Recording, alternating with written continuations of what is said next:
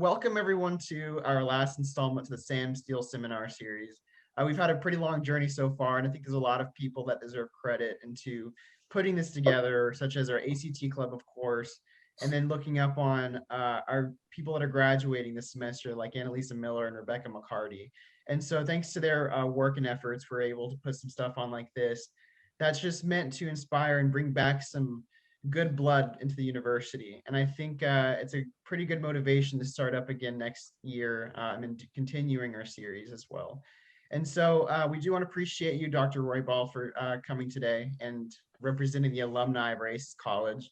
We wanted to just begin by telling you just a little bit about our organization. So we became a charter student organization just last semester, a kind of new reinvigoration into the ACT club back into the ACT department. And so even in these unprecedented times, we have remained committed to our mission to create a community that cultivates, connects, and creates opportunities for agricultural communicators. And so in terms of what we do, we're future journalists, we're future scientists and teachers and lawyers. And so we're here to just re-inspire and rekindle this connection with our alumni because we see the success that you guys engage in every day. And so we do believe that there's a need to connect the students and alumni, as well as our supporters to, unite those diverse industries served by the College of ACES. And so right here in the Sam Steele Seminar Series, we're hoping to do that. And so on behalf of the ACT chapter and the College of ACES, we wanted to thank you for joining us today in the last session of our Sam Steele Seminar Series. And it's a pretty cool, exciting moment too, because we've got a new chapter officer team that's kind of conducting this as best as they can, as we sadly say bye to Annalisa and Rebecca for graduating this semester. And so without further ado, I'd like to invite Dr. Donald Connor, the Associate Dean and Director of Academic Programs, to say a few words today. Okay. First of all, good morning, everyone. Happy Crimson Friday from the NMSU campus. Really pleased with the turnout. So I want to thank you for taking time to learn about our alumni and our students. I want a special warm welcome to Dr. Roybal. I know you're very busy, and this represents a commitment of your time to come and interact with our students and give back to your alma mater, and I really appreciate that. So thank you so much for doing that. I really like this series, and I like it because I get to hear some good stories of our students who came here maybe with one goal in mind and ended up through a series of events, choices, decisions, ended up going in a much different direction. And I think it's just eye-opening for our students to see what kind of opportunities could be available to them. I'd like to see this series continue. One, just to continue to hear the good stories, but also to let students who have yet to decide to come to NMSU to see what kind of opportunities would be in front of them if they came here and joined the ACES family. So I think this series is very important to us. And so I'm really appreciative for the ACT group for showing the initiative to do that. I think that speaks highly of the type of students we have here in ACES. And thank y'all. So with no further ado, I'll turn it back over to you, Dakota. So thank all of you for joining us this morning. Thank you, Dr. Connor. I really appreciate you delivering a little bit of a remark on this. And so without further ado, Dr. Roybal, if you're ready to go, we're ready to go. I am definitely ready to go. And as long as we don't have any technical glitches to make me look bad, embarrass me, then we'll be all right. I saw Anthony Chavez had just joined and wanted to give him my salutations. So thank you for joining us, Anthony.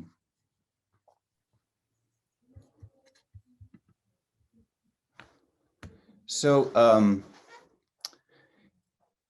we're going to take a little bit of time to talk about my personal journey, but also a few things that that I've had the opportunity to learn about. And I was inducted into the Sam Steele Society, just like many of you will be when you graduate. And it's been an honor to be a part of Sam Steele Society, mostly because I know the people who have been part of it and the way they've changed the world. And I love that sort of mantra of the Sam Steele Society about be bold. And I think that's absolutely incredible. And we'll get a little bit of chance to talk about that and the idea of how you can shape the world. And so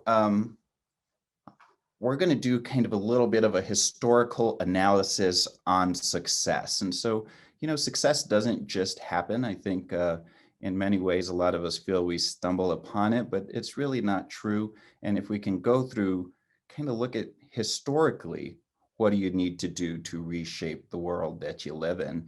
And that's kind of our charge as members of the Sam Steele Society, is to make the world we live in better and to represent this College of Agriculture and Home Economics in the best way possible. And so I really appreciate the Dean talking about how important it is and mentioning our college community as a family. That is certainly something that was brought to me. I was just a young kid from a small town, Mosquito, the smallest graduating class in the state of New Mexico. My chemistry class had more students in it than the entire town I grew up in. And here's a picture of me when I first came to NMSU back in 1996. And so I can't say I got better looking with age, but I definitely lost a little bit more hair in the intervening, 20 some years. And the only thing that makes me sort of able to give any advice to the current undergraduates, if you can see, I had to put a blue mark across my ID badge because I'm from an era where they still printed your social security number on your school ID. So that just ages me a little bit and kind of gives me a little bit of a foundation or a pedestal to stand on with age. And so, like I was telling you, though, being a small town kid and showing up to NMSU, I was certainly excited to be there, but I was also scared out of my mind. And I think that's something that all of you maybe can appreciate because you're a lot closer to it. But I think this idea of a family and the things that you're doing, Dakota and Katie and others, to bring students together with alumni and creating that community is incredibly important for people like me, because that family meant everything for my future success.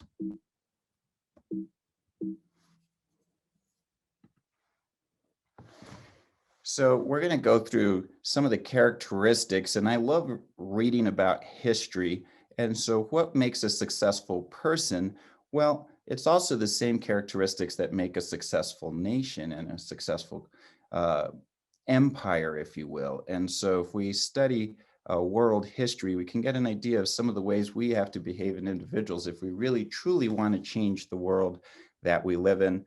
And we'll see what you think. These are some of the 4 things that I've come up with through my reading over the years. And if you want to add some, there's certainly more, but we have time limits and I want to kind of have some time to discuss.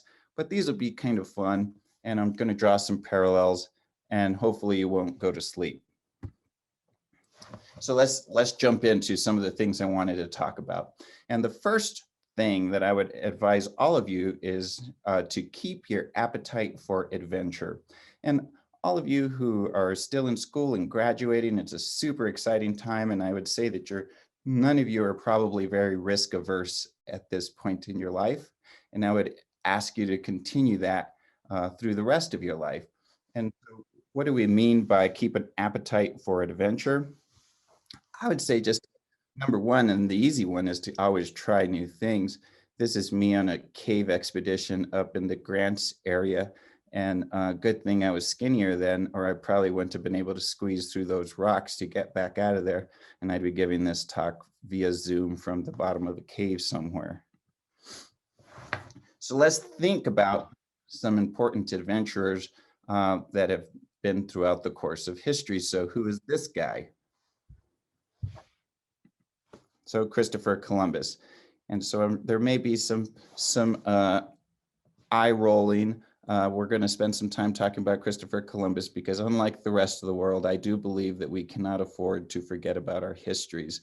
And that's why I'm taking also a chance to talk about history, because we can learn a tremendous amount from it. And the thing that Christopher Columbus did during his 4 voyages, as we know, that originated in Spain and had a direct impact on us here in New Mexico, because he founded the entire North and South American continents and opened them up to trade with the European countries, and totally changed the course of history. Like it or not, that's what happened. And that happened in 1492. And what was really important about Columbus is he was daring to set sail and do something different and go literally where no one else had gone. And that's the true heart of an adventurer. And he literally changed the course of history. But it took somebody having that vision and courage and guts. And that was Christopher Columbus. And so, like him or not, and in today's modern sort of outline of him, he certainly was very impressive in that regard. And so it's a chance for us to think about, where is your next adventure? I started NMSU thinking I was going to be a veterinarian. And I got my Sam Steele and NMSU degrees up in my medical practice. And it's pretty funny, because sometimes patients will comment and say, I think you wanted to be back on the ranch when you were younger. And the answer to that is true. But we don't know which direction life is going to take us. And mine took me directly right into medical school after my time at NMSU. I was fortunate enough to attend the UNM School of Medicine. Again, look at that hair. It's great. So, we take for granted when we talk about history, we talk about those who had the incredible successes. Christopher Columbus discovering a whole new world, actually kind of a big deal. But, he didn't really it didn't have to take that long if you really look at history. Zheng He, who was part of the who was during the Zhang dynasty, could have discovered America, but he didn't. He did 7 major epic voyages in the year 1405, so 90 years earlier.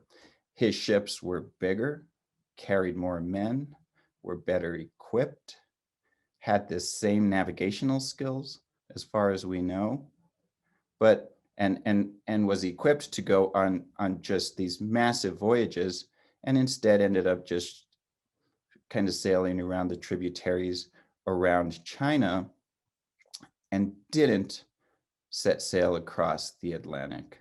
And so I think that this is just a lesson for all of us, in that we all have that capability to discover something new, and we have everything that we need to do that. And if we don't, someone else eventually will. And this is just one. I mean, we could just as easily, if Zheng He had decided to sail west, we could all be speaking Mandarin. And so there's nothing special per se about Christopher Columbus, other than his appetite for adventure and to sail into the unknown. And so that's what I'm trying to convince you to do here. And this has a little bit of New Mexico history, or history of the Southwest here, and talk a little bit about the California gold rush. So in January of 1848, James Wilson Marshall, who was a carpenter, discovered gold in the Sierra Nevadas. And as we know, that changed everything. When you find 750,000 pounds of gold in an area, well, it causes a population boom, and California has since boomed ever since then. And this is when the 49ers and everything happened, right around that era of 1848. But as you know, the way this talk is going, who didn't discover gold in California? And these would be my predecessors here. And this is Francisco Vasquez de Coronado, 1542, so 300 years earlier, was cruising around this area looking for gold too, because he thought he was looking for what? The 7 cities of gold. Came up and toured New Mexico, Kansas, a huge area of the Southwest, never found cities with roofs of gold and buildings made of gold. but probably walked through the same creeks, and certainly the folks that followed him did that too, and stumbled right over that gold, but didn't know how to look for it and didn't realize they were going to have to get their hands dirty to get it. So again, there's people who were searching for that same gold found in California 300 years prior.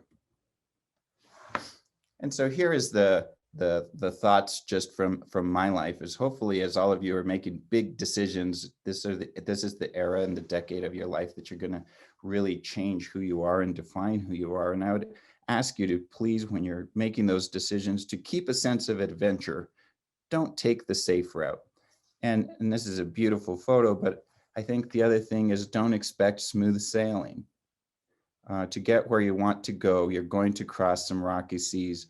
And Coronado left New Mexico a broken and beat down guy. He spent about 3 years touring here, but he left, and in a way he gave up. And I would say, keep pushing when the seas are really rocky. Things are just a little bit beyond that are really pretty good and exactly what you're looking for. So just try to persevere through that. The second one, so I was a graduate of the first MD PhD class at UNM. And so I did my PhD in gene regulation of vascular endothelial growth factor. And it was just this incredible time. But I think that the thing that science has taught me the most is that ignorance is truly bliss, in that I would hope all of you could just truly admit your own ignorance. And as soon as we're able to do that, it totally changes your life. The best compliment I ever got as a student was when a professor told me, he says, "You know, Nate, I never have to work very hard to teach you anything." And I thought, that was pretty cool. That's pretty great. And then like a few minutes later when I left, I said, I don't know if that was really a compliment or not. But really, that ignorance can change your life. Why is that? Well, here's the going back to those epic voyages, and the difference between Zheng He and Christopher Columbus is the question that I ask all of you, and that is, how big is your world?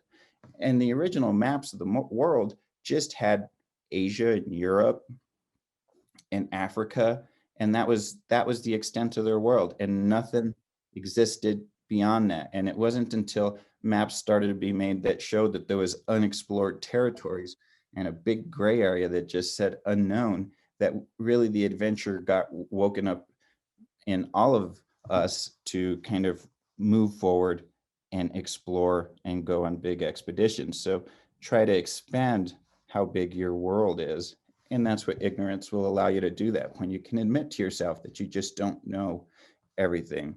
And so when we can contemplate the unknown, our horizons expand. So this was me at UCLA. I then left the School of Medicine and went to UCLA to do a residency in ophthalmology, where I did my MD PhD, worked on gene therapies and stem cell therapies in mouse retinas primarily during my research, but it was pretty definitely a fun time. So here's another fun little detour side remark, if we could. So if we think about gunpowder, and this is from a text in the 800s out of China, some have heated together sulfur, realgar, and salt pepper with honey. Smoke and flames result, so that their hands and faces have been burnt, and even the whole house where they were working burned down. And so for the next 300 years, gunpowder would be used in Chinese fireworks. And as interesting as that is, and we all love a great fireworks show, fireworks haven't necessarily changed the world until somebody 300 years later changed that. And so here is a pretty important quote along this route of maintaining our ignorance. And this is Arthur Schopenhauer. Research is to see what everybody else has seen and think what nobody else has thought. And there's some different renditions around that out. But back to gunpowder, the fire lance, this is what was thought to be one of the first drawings of it back in the 1100 AD. So 300 years later, they finally decide to start using it as a propellant. And we know how that completely changed history to use gunpowder as a propellant for ballistics instead of just as a fireworks show. And this is me working on a mouse.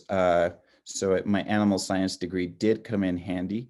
We had to figure out how to test gene and stem cell therapies inside our genetic mouse models of retinitis pigmentosa.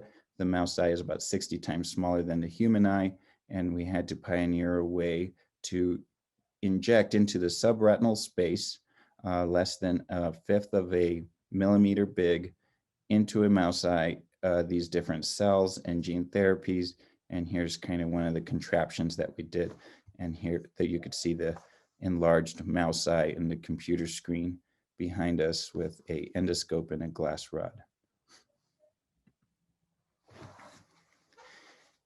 And so I wanted to take a chance to talk about discovery and also maintaining a sense of ignorance and hoping to instill in you that we're really surrounded by all of the how many major discoveries surround us. And here's a little picture. So for really thousands of years, we've been boiling water on a teapot and watching the steam make noises and lift the little shutter on the teapot. And we watched that for thousands of years. And it wasn't until somebody said, can we harness that energy, and created the steam engine, and then the Industrial Revolution followed. But we stared at that discovery in the face for maybe at least 1,000 years. Isn't that crazy? And so I think each and every single one of us has to think about, what are we staring in the face? Where's that discovery? And let's find it. And I think this is from Albert Einstein. The only thing more dangerous than ignorance is arrogance. And I think if we can all claim our ignorance in the sense that it will allow us to explore and hopefully be a little more approachable and understand our world a little better. All right, point number 3, win with friends and allies. So this is a pretty cool little picture drawing of a Indian runner who started from the Taos Pueblo and helped create the 1680 revolt that exiled the conquistadors from New Mexico in the year 1680. So, as I said, the revolt started in Taos Pueblo. This is a picture of Taos. If you guys don't go up there often, I would encourage you to do so. But what happened in 1680? We had all these Pueblo and different Pueblos all spoke different languages prior to the arrival of the Spanish. All of a sudden, they all spoke the common language after enough decades had passed by, and they had a great leader called Pope, and they sent these runners who ran all the way from Taos all the way down to Socorro within a matter of a day or two. They think it happened within a long day, if you can imagine that. I'm pretty excited if I run a 3-mile run on my Peloton, and these guys ran 200 or plus miles. It's really pretty incredible what they were able to do, and they carried the knots and spoke a language that everybody could understand. But at the end of the day, it's going to take friends to beat your enemies. And here's a pretty cool picture. Anthony and Lucia will recognize everybody in this picture.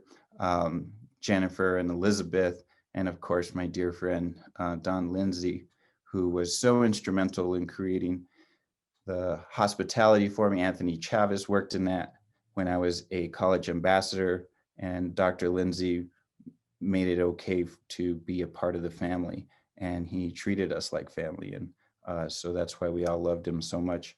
And a lot of our success is due to him and Anthony Chavez. And so here's a picture of myself and one of my mentors, Dr. Melendez. When I wanted to do ophthalmology, he became a mentor to me when I was in medical school. He eventually became a friend and a business partner. And that's what I would say is hopefully in store for many of you with your current mentors, hopefully a lifelong friendship. And here's a recent picture of me hanging the new sign of my business up. This happened in March, and so founded Retina Consultants of New Mexico, and putting up that sign was just a really fun day, big day, a lot of dreams realized, but that also happened through friendships. One of my mentors when I was in the Department of Animal Science was Dean Hawkins. He welcomed me into his lab, really gave me the interest in science that I still have today, made it okay for me to fail inside his lab, and really we had just a ton of fun together. And he was obviously a mentor, became a lifelong friend, and someone I could always call and ask for advice or swing by his house wherever it happened to be at that point and drink a beer with him.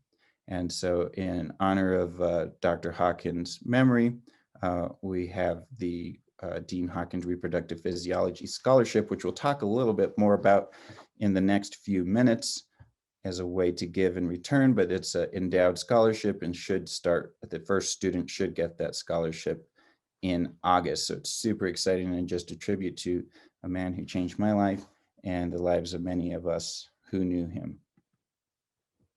Final point, trust in a better tomorrow. And if we look at stocks over the long term, and this is a gradient graph, and so stocks over the last 100 years have had a general trend to definitely increase. There's certainly some valleys in there, and each of those valleys definitely cost a lot of people their entire fortune. But at the end of the day, the stocks are going to rise. And I want you to keep that in mind, because no matter where you're at, things are always going to go up. And this is a beautiful sunrise in Las Vegas, New Mexico on a smoky morning, and just totally epic. I love that. So the sun will rise, so will the stocks, huh? And hopefully today, this is my racehorse Cherry Ride. She won the Enchantress Stakes last year as a 3-year-old and then got shut down due to COVID. So we never will know what she could have done as a 3-year-old, but definitely just a fun way to bet on your future. And one of the things, this is my niece who has Down syndrome. When she graduated from the Presbyterian Ear Institute, and she was super excited, and I was super excited. And I would just tell you to celebrate all of those victories. Those of you who are graduating this semester is a really big deal. Make sure to celebrate it. Attend all those Zoom and any kind of celebration you can do because of COVID, but definitely attend it, and hopefully you can share that kind of joy that's on Leah's face there. So in conclusion, some ideas to ponder. And this is hopefully in step with the Sam Steele Society mantra of be bold. Listen to the adventurer inside of you and even cater and foster that.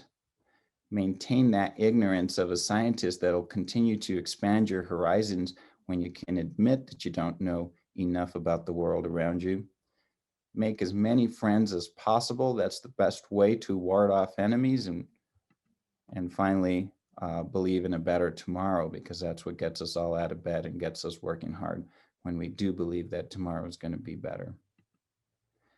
And so here's a photo of the Sam Steele Society, and know a lot of these people, consider them great friends, went to school with Crystal, and Anthony was a friend and mentor, and still get to see him on a semi-regular basis, which has been actually a very real treat. And so thank them, because what they're really doing is working on behalf of all of us in investing in our future, which is our future students, and raising money to do that. So hopefully we can continue to support them and work with them and create a legacy at NMSU College of ACEs where we continue to give after we leave. And I think that's one of the things that we need to talk about as alumni, and we need to instill in the current students that when you do leave, it's important to look back and give back in terms of lectures and ultimately money, because money is what we all need when we're undergrad, what our colleges need to support them so that they can continue this mission of creating a family for those small town kids to go out and do something extraordinary. So thank you all for having me. Hopefully we can have a quick discussion, and would be fun to hear from those folks on the call who I haven't heard or seen from for a long time. Absolutely. And you mentioned, before we get to questions, you mentioned just giving back, and I think you're doing that just by being here today. So thank you for that. But for the sake of questions, the floor is open if you guys have anything to start up on a discussion with Dr. Roybal.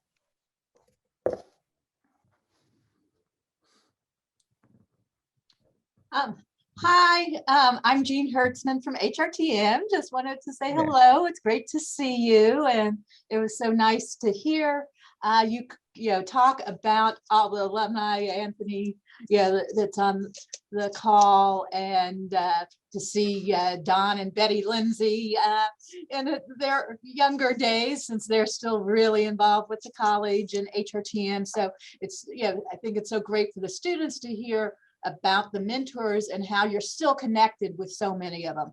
I know just today at our 100 West lunch, we have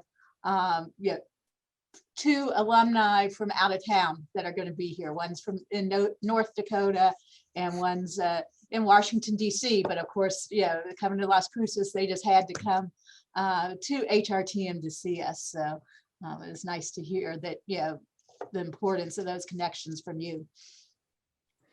The HRTM community has been incredibly important to me. Victoria Martinez Sanchez, who graduated a little before me, but was ambassador with me. One day I had to throw a party to impress this group of doctors, and I just called her up and I said, hey, I need some help. I need this to be an incredible hospitality for this person.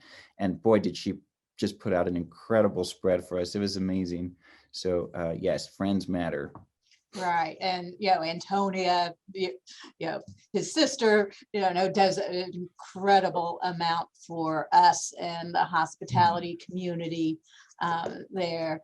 And Victoria is going to be our MC tomorrow night for our virtual retirement reception for Priscilla Bloomquist, because they're super close.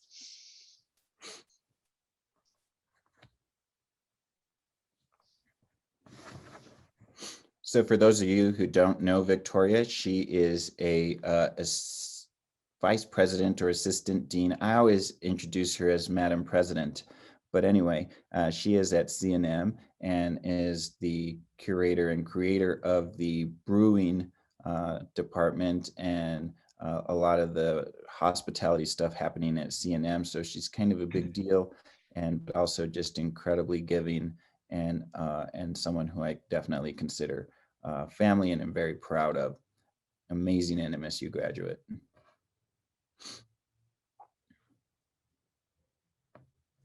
I actually do have a quick question for you, Dr. Roybal. Yeah.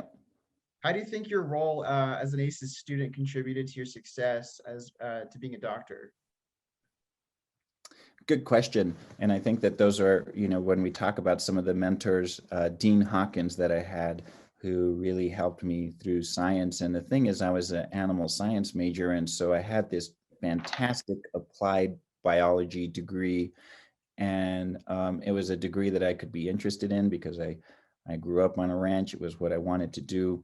But at the same time, I had the nurturing support that I needed. But you wouldn't believe how many times as a young freshman undergraduate, I sat in Don Lindsay's office and Mary Leisner and Anthony Chavez, and I asked for help. Things like it's kind of embarrassing to admit, but like I was really struggling with my dorm situation at one point, and I was just having trouble sleeping, and I was just a young kid away from home is what it amounted to.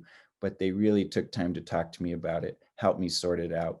And those little things that we do for each other that don't seem like much make a huge difference in helping someone eventually become successful. And so I think it was obviously the educational part of it, the mentorship part was critical, but the friendship and family part, I would have never gotten out of there had it not been for that. Thank you, sir. Dr. Roybal. Yes, sir.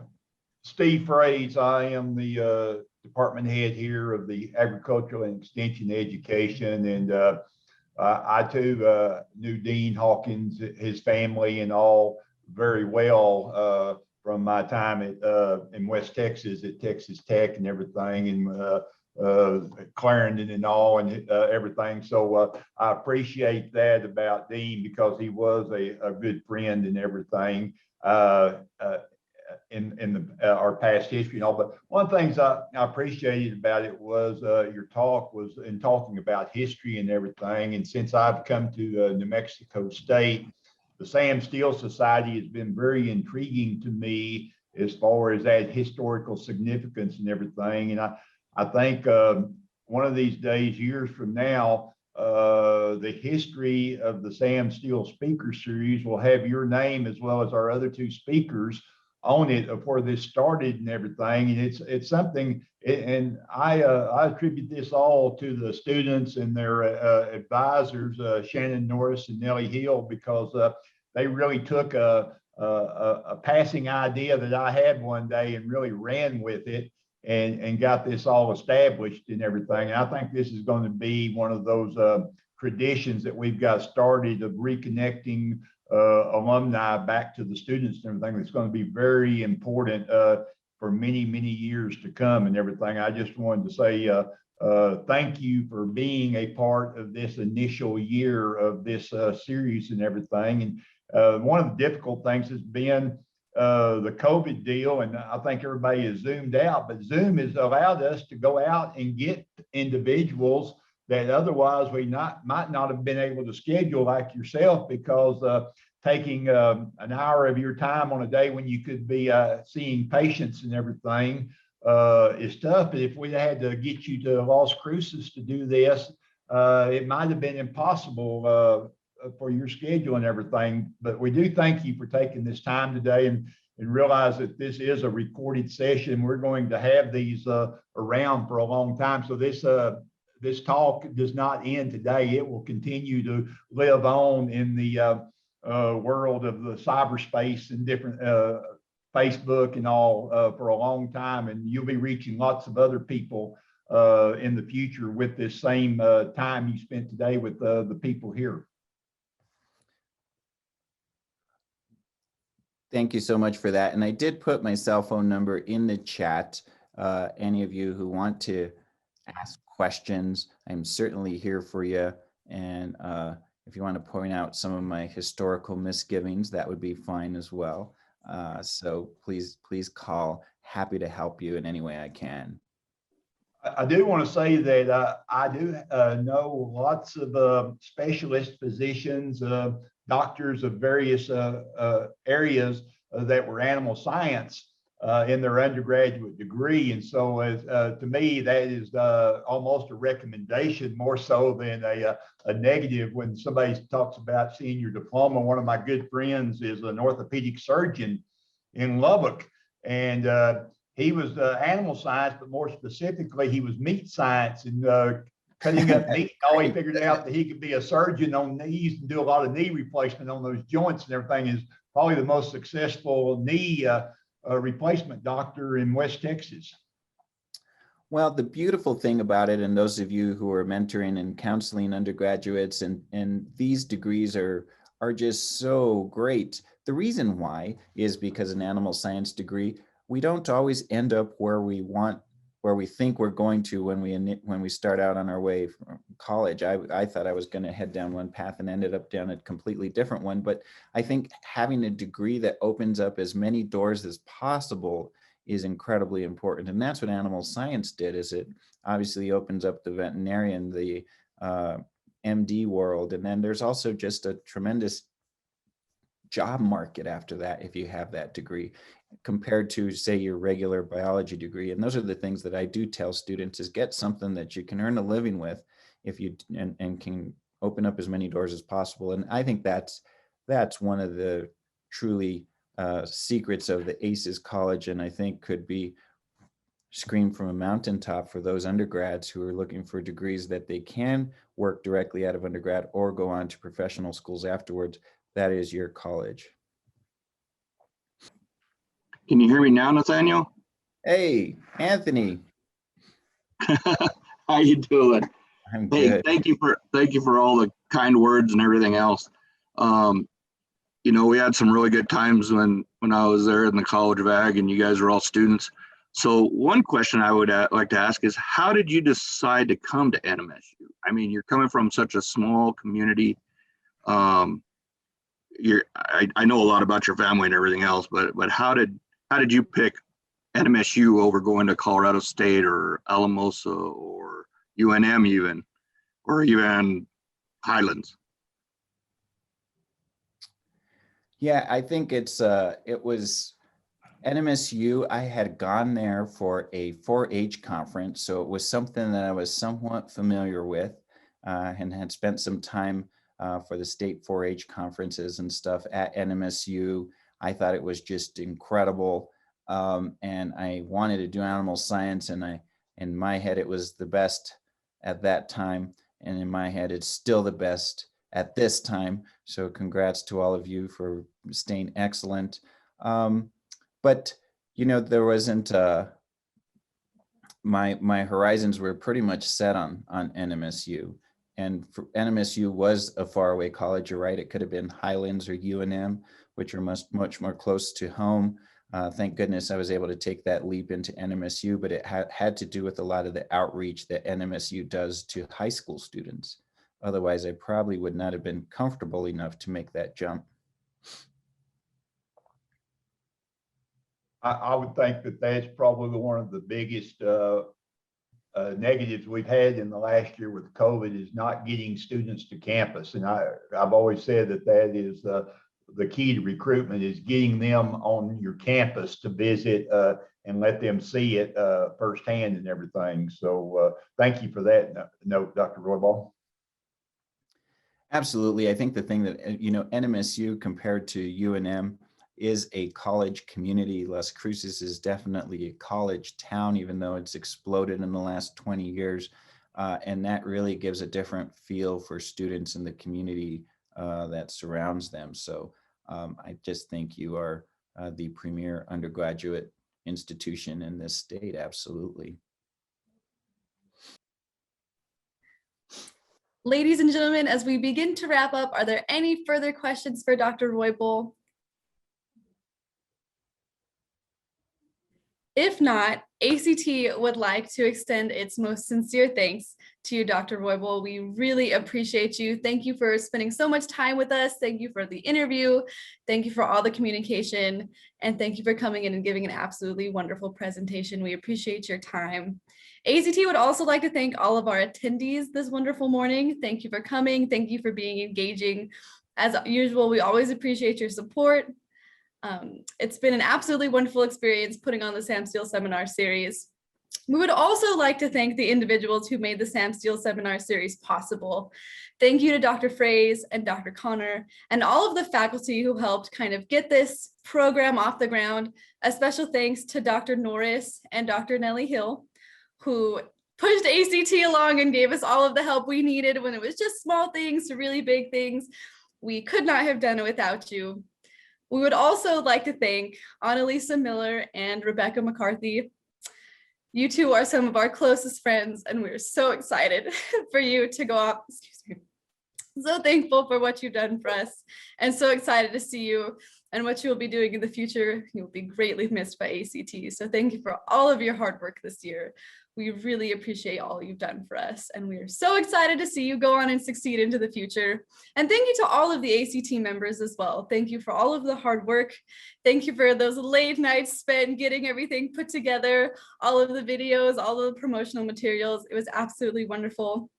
We look forward to the Sam Steele seminars being put on for hopefully semesters to come. This is the last of this semester, and we're hoping to do it again in the fall. So we look forward to seeing everyone then. And with that being said, thank you again one more time for being here with us today. Yes, and just to kind of re-encapsulate before we head off, Dr. Roybal, I know you talked about giving back, and I know I mentioned that just a few minutes ago, but I know we can't give you back your time today, but I hope you found it worth it with us. And so thank you for extending your hand and offering us some advice as students and as just some supporters and faculty here. So thank you again, Dr. Roybal. You really are appreciated here. Oh, absolutely. My honor. Hopefully we can keep giving, and great to see all of you familiar faces. It's a great way to spend a Friday morning. So Anthony, make sure and say hello to Chris for me so I don't get beat up when I see her. I see she was on there for a second. So